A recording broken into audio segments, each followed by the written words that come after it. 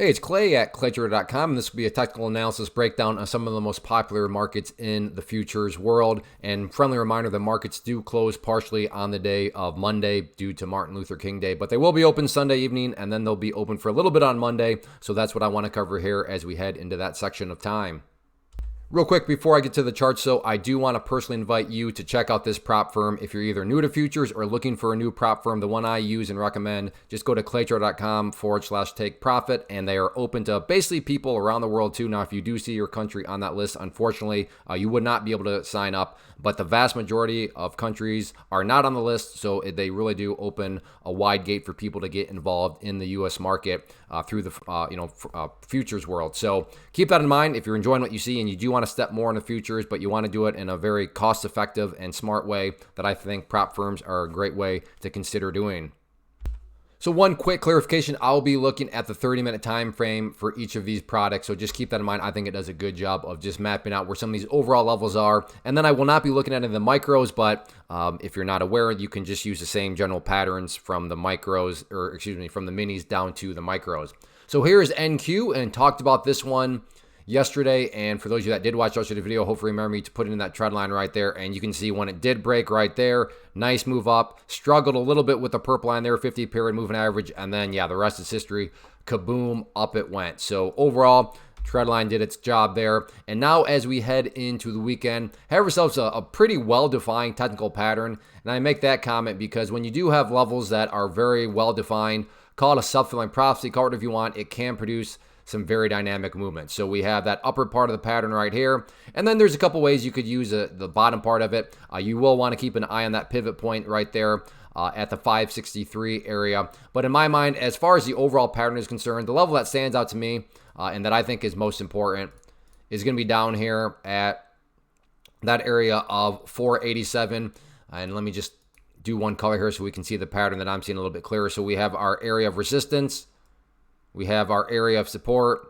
We have the big upwards move right there. So we have ourselves a nice little bull flag, bull pennant pattern, whatever you want to call. So in my mind, that is definitely the main dynamic headed into the next couple days is who is ultimately going to win this battle. Do the bulls show up and get a nice break through the upside, or do the bears show up and push this thing down and then maybe get a break to the downside? But anyway, look at it. I think the best way to summarize the NQ right now is just a big bull pennant pattern.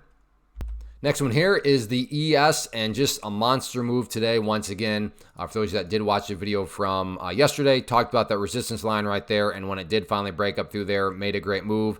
And then just really, I guess to be fair, it did struggle a little bit with the pivot point, and then things just took out, and I mean, it was quite the eventful day. So that line has been, has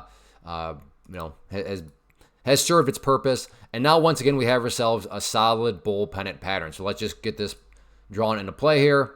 So we have a pretty well-defined area of resistance right up there, right around the the 60-50 mark, give or take a little bit. You don't want to get too exact, but the pull principle is that whenever the price did get up around this area, it has struggled to find some some continued momentum, or at least be able to sustain the momentum that it had in store. And then in terms of areas of support, you have this overarching trend line right here. So that's what's giving us our bull pennant. Just because I can't help myself, let's keep it one color. So our resistance, our support, the nice move up right there, golf hole down here, so another bull pennant pattern. But even if the price were to come down there and break through that level, yeah, the bull pennant's pretty much gone to the wayside. But as far as the overall move is concerned, you still got to give the advantage to the bulls because now you have that purple line right there, the 50 period moving average with a nice upward slope to it, and keyword there being moving average. So as time goes by, that line is going to continue to move itself higher and higher. So from an overarching standpoint, even if the price, like I said, were to break down to that level, the bulls are still in full control. Now, if the price comes down there and breaks down through the purple line, okay, that's where the conversation needs to begin to change a little bit. But as of right now, very nice overall move. And then, in fact, there's basically a little bit of a bull flag within the overall bull pennant pattern, but you don't want to go too far down the rabbit hole. But like I said, I would keep an eye on these main dynamics going into the next few days. Next one here, we have the YM, and like these other ones, there is a trend line that I drew previously, and the price absolutely exploded up through there. And I'm going to just get rid of that line down there. And right now, I would call this more of a bull flag as opposed to a bull pennant, because as far as a pattern is concerned, we have a very well-defined area of resistance right there. And then at the same time, we have a very well-defined bottom part of this channel right there. So let me change that to green. And this is more so just a flat out downwards channel, which is what a bull flag is. So we have, like I said, the downwards channel here, but we do still have a very, very nice upwards move right there. So there is the bull flag in and of itself. But now it just becomes a question of, okay, well, what happens if the bull flag, either breaks or fails? So if it fails to the downside, the next key level that you would want to begin to watch very closely would be that purple line right there, 50-period moving average, currently valued at the 527 mark. On the flip side of things, if the price does get the break to the upside, then the next public enemy number one going to be that pivot point up there at 43,892. But all in all, as we head into the weekend, bull flag is how I would best describe the YM. Next one we have here, the CL. So let's take a look at oil. Always a relatively popular one to keep an eye on. And especially in this situation from a technical standpoint, we have one of these lines where you got to think, no guarantees, but wow, the whole idea of self-fulfilling prophecies. Check out this lower line right there. Let me change that to green to represent, because so far it is behaving as support.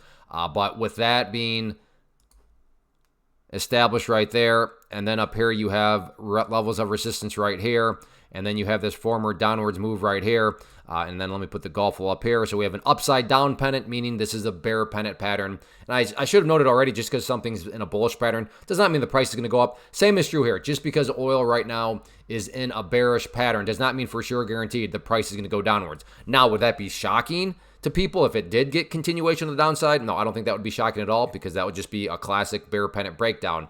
But nonetheless, don't just default to, oh, it's a bearish pattern, therefore the price is for sure going to go down. But that does make that lower trend line that much more interesting and important, because, yeah, if the price does go down there and break down through there, will it create a whole lot of downwards pressure? No guarantees, but that's certainly a very plausible outcome. And then in terms of where could the price head, if the price were to break down through there, then that's where this next pivot down here comes into play at 76.45.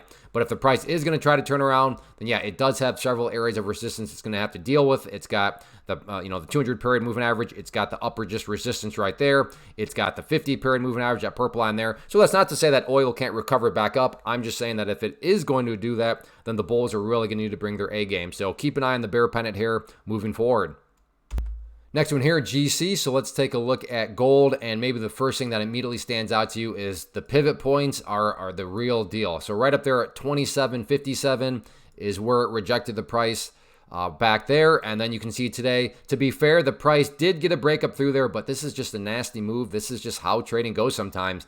It broke through there, acted like it wanted to be strong, and then completely got smacked back down from that area. So moving forward, yeah, all eyes will continue to be up there on that pivot, 27.57, and as it has truly proven to be a very stubborn area from a resistance standpoint. In terms of areas of support, I'm going to go ahead and adjust this level up now that we have more data. I would call this area down around the 27.27 mark an important level. Going through the history of things, you can see behaved as support, Didn't hit it exactly right there, but got close enough and behaved as support. So there are no guarantees. Am I saying that, therefore, if the price comes down there, it will for sure bounce? Again, no guarantees. That's why risk management matters. But I don't think anybody could accuse you of behaving irrationally or without logic if you did, play and, think it could bounce from that area. But again, no guarantees. So that's why you got to, manage that risk. And then if the price does not hold above there, the next overarching level that you got to think a lot of people will default to is that pink line right there, the 200-period moving average, currently valued at 27.13.